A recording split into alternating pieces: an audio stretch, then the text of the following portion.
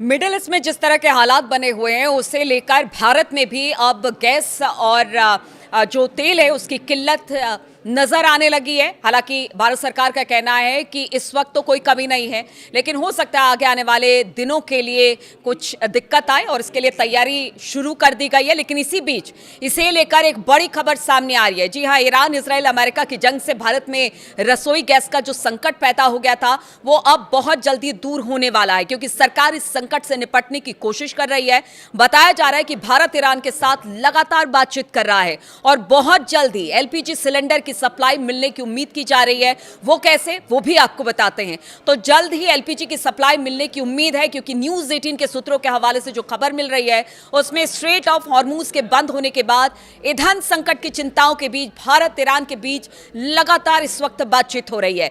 जल्द ही एलपीजी की सप्लाई मिलने की उम्मीद है। आधिकारिक स्थिति की बात की जाए तो आधिकारिक स्थिति की बारीकी से नजर रखी जा रही है, क्योंकि इस क्षेत्र में रुकावटों का असर ऊर्जा शिपमेंट पर पड़ रहा है।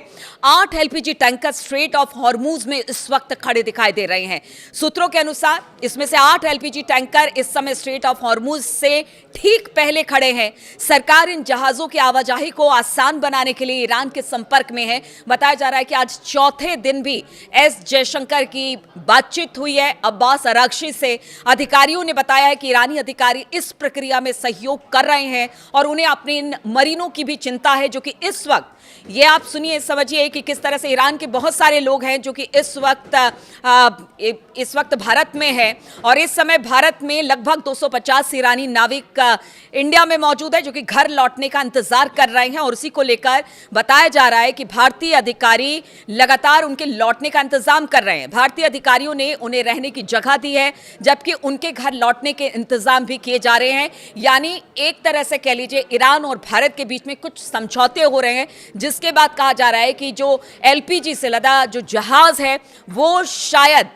हॉर्मूज, स्ट्रेट ऑफ हॉर्मूज से छोड़ दिया जाए भारत आने के लिए। और इसी को लेकर ये बड़ी खबर सामने आ रही है। सरकार संकट से निपटने की कोशिश में जुटी हुई है। बताया जा रहा है कि सरकार का संकट प्रबंधन गुट एक बुरी योजना पर काम कर रहा है, ताकि यह सुनिश्चित किया जा सके कि भारत को किसी बड़ी रुकावट का सामना ना करना पड़े। अधिकारी स्थिति का जायजा ले रहे हैं और एलपीजी कुकिंग गैस की सप्लाई को संभालने के लिए संबंधित अधिकारियों के साथ तालमेल बिठाने की भी लगातार कोशिश, चाहे वो केंद्र सरकार हो या फिर राज्य सरकार हो, दोनों की तरफ से की जा रही है। एलपीजी आयात पर भारत कितना निर्भर है खाड़ी देशों पर, ये आपको बताते हैं। तो भारत अपनी एलपीजी जरूरतों का लगभग 60 से 67% जो हिस्सा है वो आयात करता है और इस आयात का एक बड़ा हिस्सा स्ट्रेट ऑफ हॉर्मूज के रास्ते खाड़ी देशों के सप्लायर जैसे कि सऊदी अरब हो गया, कतर हो गया, इनके साथ करता है।